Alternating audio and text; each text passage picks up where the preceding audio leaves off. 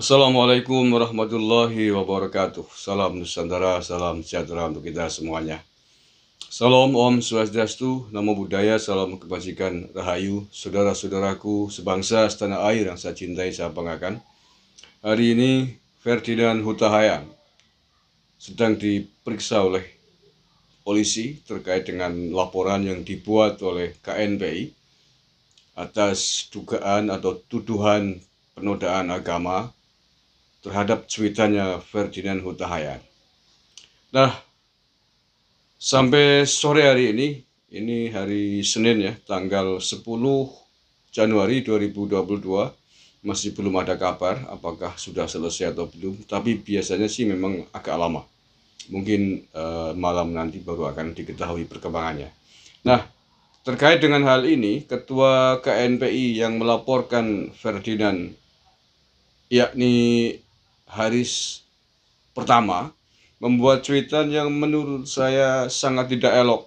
Cuitan yang sangat tidak elok disampaikan oleh orang yang katanya Ketua KNPI Pusat. Seolah-olah bahwa apa yang dibuat, laporan yang dibuat adalah hal yang benar sehingga polisi harus menangkap dan menahan Ferdinand Huta Hayan. Seolah-olah kalau polisi tidak menahan, tidak menangkap Ferdinand Huta Hayan, maka keadilan telah lenyap di negara ini. Kalau cuitan ini diungkapkan, disampaikan oleh pendukung-pendukung Bahar Smith di bawah gitu ya, ex ormas-ormas terlarang gitu, simpatisan-simpatisan biasa ya bisa kita maklumi karena keterbatasan mereka melihat hukum. Tetapi kalau ini disampaikan oleh orang yang katanya ketua KNPI, menurut saya ini sangat disayangkan dan sangat tidak mutu sekali. Saya baca nih cuitan lengkapnya ya.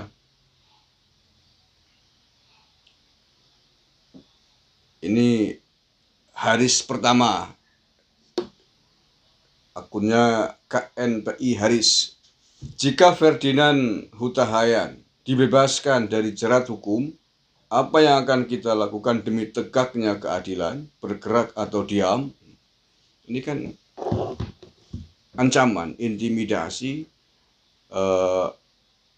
kepada polisi seandainya melepaskan Ferdinand Huta Hayan. Ya walaupun mungkin redaksionalnya bertanya, tetapi kan orang tahu semua lah ini udah bentuk intimidasi, menekan kepada aparat kepolisian. Barangkali lupa ya, Haris pertama, ada ketua KNPI mestinya nggak lupa atas penahanan Bahar Smith kemarin. Semua orang terkecoh. Semua orang bisa dikatakan kena prank polisi gitu ya. Semua orang menduga bahwa penyebab Bahar Smith ditahan oleh polisi itu terkait dengan kasus hujatannya, ancamannya, hinaannya kepada presiden, kepada Jenderal Dudung, kepada para habaib kiai, mengancam itu kan akan menghabisi satu persatu. Tetapi nyatanya tidak. Bahwa Bahar Smith itu ditangkap, ditahan polisi bukan karena itu, tetapi karena kasus hoax, ujaran kebencian hoax atas kasus kilometer 56 matinya, terbunuhnya 6 laskar FPI karena bentrok dengan polisi. Tidak ada yang menduga sama sekali ini. Artinya apa? Bahwa polisi di dalam menindak, menyidik orang yang dilaporkan itu punya parameter-parameter hukum yang pasti, punya parameter-parameter hukum atas bukti, atas petunjuk, indikasi bukti, saksi, fakta, dan lain sebagainya.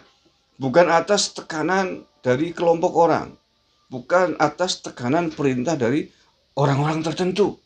Ini sudah kita lihat bersama-sama pada kasusnya Bahar Smith. Begitu pula pada kasusnya Ferdinand ini, saya kira akan sama. Polisi tidak akan mungkin diatur, ditekan-tekan oleh orang-orang macam sampean, Haris ya, dan konco-konconya. Tapi pasti karena atas dasar indikasi, keterangan-keterangan, bukti, fakta yang ada dalam proses hukum itu.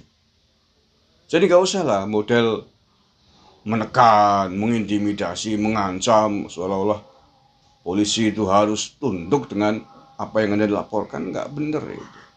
Nggak mendidik, karena sebagai ketua KNPI mestinya memberikan pencerahan, statement yang berkualitas terkait proses hukum. Jangan kayak model suaranya orang-orang ex-ormas terlarang. Kalau suara itu disampaikan oleh tokoh-tokoh pentolan ormas terlarang masih bisa kita terima, kita maklumilah ya. Karena memang hanya semacam sebatas itu kualitas mereka. Tapi kalau ini keluar dari Anda yang katanya ketua KNPI, oh my god, sangat disayangkan, prihatin. Seperti apa anggota sampean kalau ketuanya aja begini?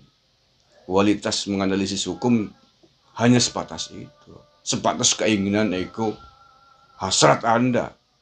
Nggak bisa dong. Hukum punya parameter. Menahan, menangkap orang pasti karena ada indikasi keterlibatan, indikasi kriminal sesuai dengan keterangan-keterangan yang mendahulunya, baik keterangan saksi maupun petunjuk bukti-bukti yang ada. Oke, terima kasih. Kurang lebih maaf. Wallahul muwaffiq ila aqwamit thoriq. Assalamualaikum warahmatullahi wabarakatuh. NKRI harga mati.